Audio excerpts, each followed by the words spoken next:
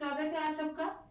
हम लोग पढ़ रहे हैं हिंदी व्याकरण का सीरीज, जिसमें हम लोगों ने वर्णमाला को पढ़ा, उसमें स्वर व्यंजन के वर्णों को जाना, उसके उसके उच्चारण स्थान को जाना, वर्गीकृत करके अलग अलग तरीके से जाना। उसी में हम बढ़ते हुए आज उसके एक सूत्र के माध्यम से जानेंगे वो कहाँ कहाँ से जो हमारे वर्ण है उच्चारित होते हैं। तो आइए जानते हैं कि वर्णों का जो सूत्र है किस प्रकार का है, उसे देखते हैं।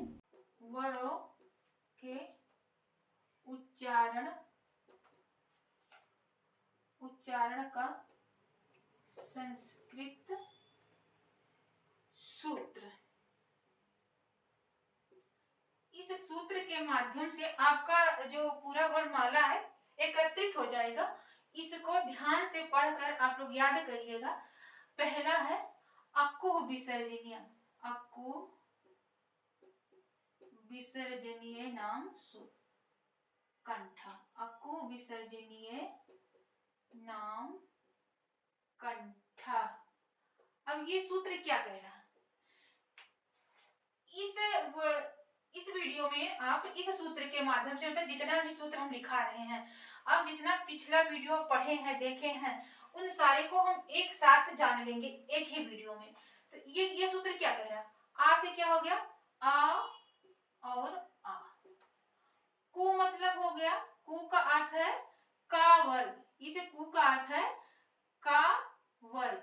अब का वर्ग का अर्थ क्या हो जाएगा? यानी का ख ग घ अंग। अक्कु विसर्जनीय। का से क्या हो गया? का वर्ग। आ से क्या हो गया? आ। और हा से क्या हो गया? हा। और विसर्जनीय मतलब विसर्ग। यानी जो हम लोग विसर्ग पढ़े थे, अयोग वाक पढ़े थे, उसमें जो विसर्ग वर्ग था नाम कंठा। यानी ये सूत्र क्या कह रहा है कि आ और का वर्ग में यानी का खा गा घा अंगा और हा और विसर्ग, इन सभी का उच्चारण स्थान क्या है?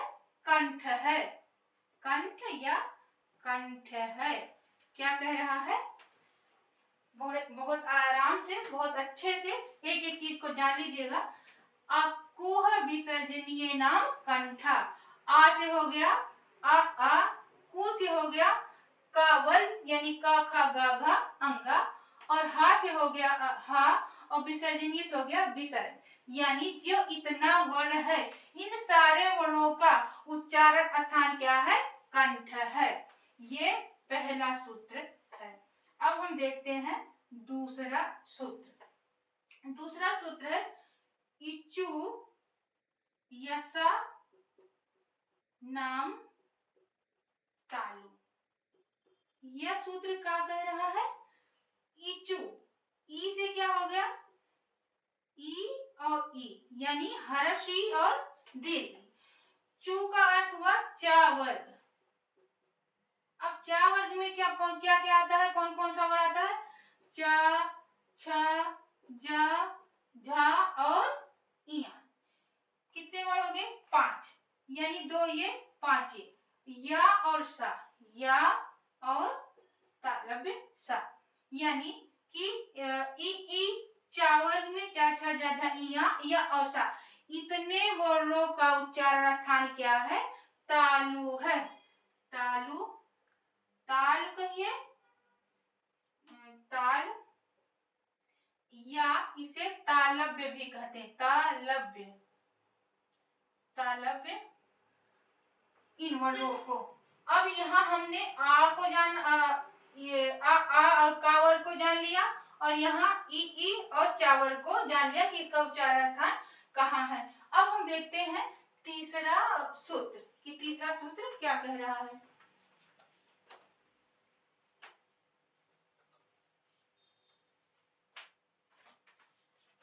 सूत्र नंबर कितना है? 3। हमने देखा ये सूत्र नंबर क्या कौन सा है? तीसरा है। 2 देख चुके हैं। आपको विसर्जनीय नाम कंठा, और दूसरा देखे हैं इचु ऐसा नाम तालु। अब तीसरा देखेंगे रिटू। रिटू के तीसरा सूत्र कौन सा है? रिटू रसा नाम मूर्धा, मूर्धा, ऋतु रसा नाम मूर्धा। ये सूत्र क्या कह रहा है? री, री टू से क्या हो जाएगा? टा वर्ग। अरे का वर्ग, का वर्ग को कु, चा वर्ग को चू, टा वर्ग को टू और ता वर्ग को तू और पा वर्ग को पू। इस नाम से भी हम पुकारते हैं किसको? का वर्गीय अक्षर को, स्पर्शी व्यंजन को। तो ये भी, ये इसको पहचान लीजिए कि कहीं टू वर्ग बोल दिया गया तो इसका मतलब टा वर्ग का नाम लिया जा रहा है। अब टा वर्ग में वर्ण कौन कौन से आते हैं?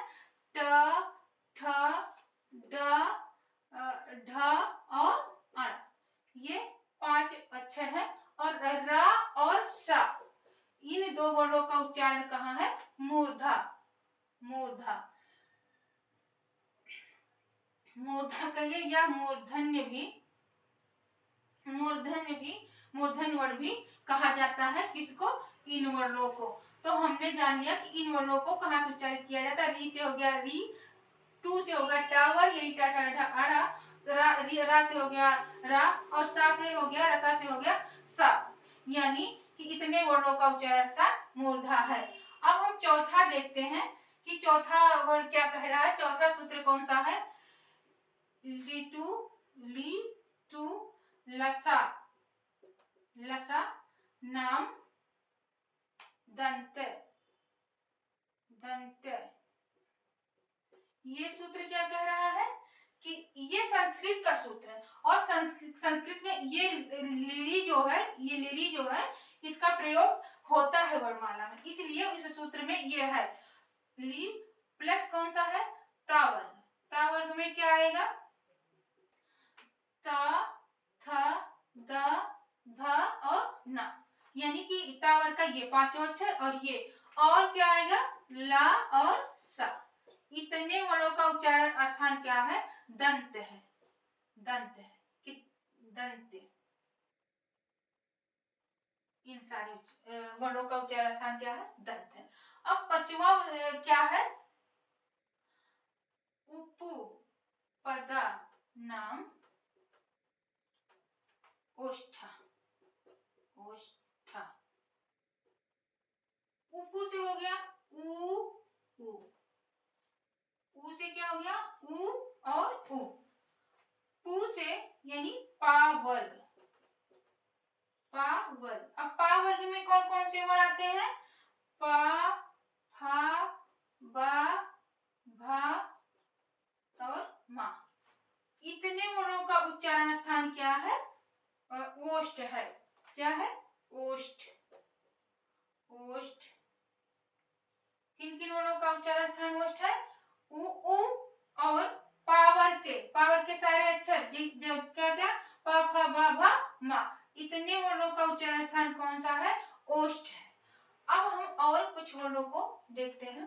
अगला सूत्र है दंतोष्ठ, दंतोष्ठवा, दंतोष्ठवा। ये कह रहा है दांत और ओठ से, दांत और ओष्ठ से, ओष्ठ से उच्चारण होने वाला वर्ण, उच्चारण होने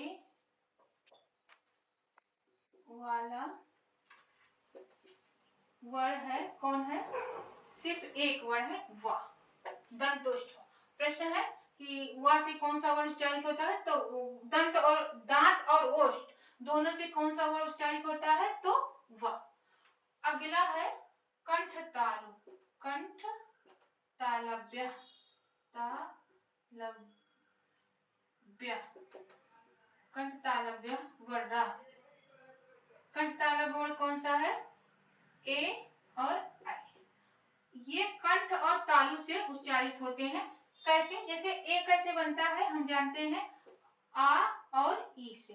अब हमने पढ़ लिया है कि आ का उच्चारण स्थान कहाँ है? कंठ, और ई का उच्चारण स्थान कहाँ है? तालु। तो दोनों मिलाकर क्या हो जाएगा? कंठ तालव्य, कंठ तालव्य। पे, यानी दोनों का संयुक्त ध्वनि जो निकलता है वो ए और आई का होता है। और अगला है कंठोष्ठ वर्ण। कंठोष्ठ, कंठोष्ठ वर्ण, कंठोष्ठ व, कंठोष्ठ। इसमें क्या आएगा, ओ और अ। अब ये वो और वो, कंठ और ओष्ठ, यानी जो कंठ और ओष्ठ से मिश्रित बने, कंठ और ओष्ठ से, कंठ और प्लस ओष्ठ से, ये किस प्रकार निर्मित होता है, किस प्रकार बनता है, ये संयुक्त मिश्रित वर्ण है, किस प्रकार से बना है। तो ये हम जानते हैं कि इसका निर्माण होता है आ से और उ से। और ये अभी जाना हमने कि आ का उच्चारण स्थान कहाँ है, कंठ है, और उ का कहाँ है, ओष्ठ है। तो दोनों का जो संयुक्त ध्वनि निकलता है वो क्या है, कंठताल, कंठोष्ठ है, कंठ, कंठोष्ठ। यानी कि ओ और अ कौन सा वर्ड है, कंठोष्ठ है, और ए कौन सा है, कंठतालव्य। और अब नासिक में कौन सा वर्ड आता है, नासिक के हम लोग पढ़ लिए हैं, लेकिन नासिक के वर्ड कौन सा है, नासिक क्या है, नासिक के वर्ड कौन सा है, अरणम और न, ये 5 वर्ड जो है जो नासिक से उच्चारित होते हैं। अब हम कुछ जानते हैं और सूत्र और वर्णों से परिचित होते हैं, कौन कहाँ से उच्चारित होता है।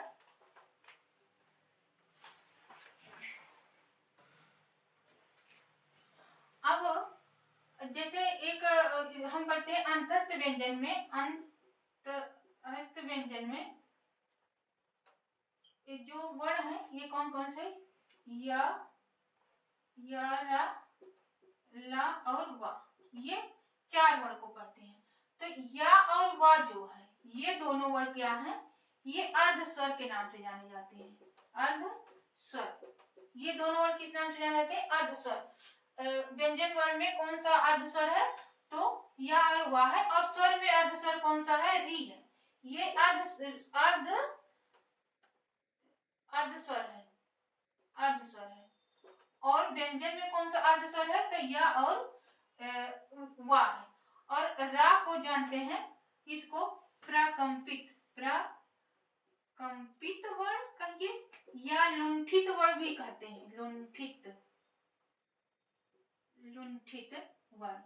लुंठित वर्ण और प्रकंपित क्यों कहते हैं, जब रा बोलते हैं तो एक बार जिह्वा हमारी कंप जाती है, जिह्वा को देखिए रा, जब रा का उच्चारण करते हैं तो यह कांप जाती है, और जीभ जो है वो पलट जाता है, यानी मूर्धा तक जाकर वापस उच्चारण करता है, इसीलिए इसको प्रकंपित और लुंठित वर्ण कहते हैं, इसको रा को। और ला जो है, ला को पार्श्विक वर्ण कहते हैं, पार्श्विक, पार्श्विक, पार्श्विक वर्ण। पार्श्विक वर्ण क्यों कहते हैं, जब देखिए रा बोलते हैं तो गोल होकर बीच में जो जिह्वा है वो इस प्रकार से गोल होकर हवा इसके दोनों बगल से निकलती है, पार्श्विक वर्ण इसीलिए इसको कहते हैं। और इसी प्रकार जो ऊष्म व्यंजन में है, इसका स्थान जो है ये दंत है, अगर स्थान पूछा जाए तो दंत है। ऊष्म व्यंजन जो है, ऊष्म व्यंजन में आता है शा, शा और शा, हा। इनको किन किन नाम से जानते हैं, इसको तो तालव्य, तालव्य सा कहते हैं, इसे मूर्धा सा कहते हैं, और इसको दंते, दंते सा कहते हैं, और इसको काकल्य वर्ण, काकल्य वर्ण कहते हैं, इनको काकल्य वर्ण कहते हैं। इस प्रकार हम लोगों ने इस वीडियो में जाना कि जो हमारे वर्णमाला में 52 वर्ण हैं, उनको कहाँ कहाँ से उच्चारित किया जाता, या उनको क्या क्या नाम अलग से दिया गया है।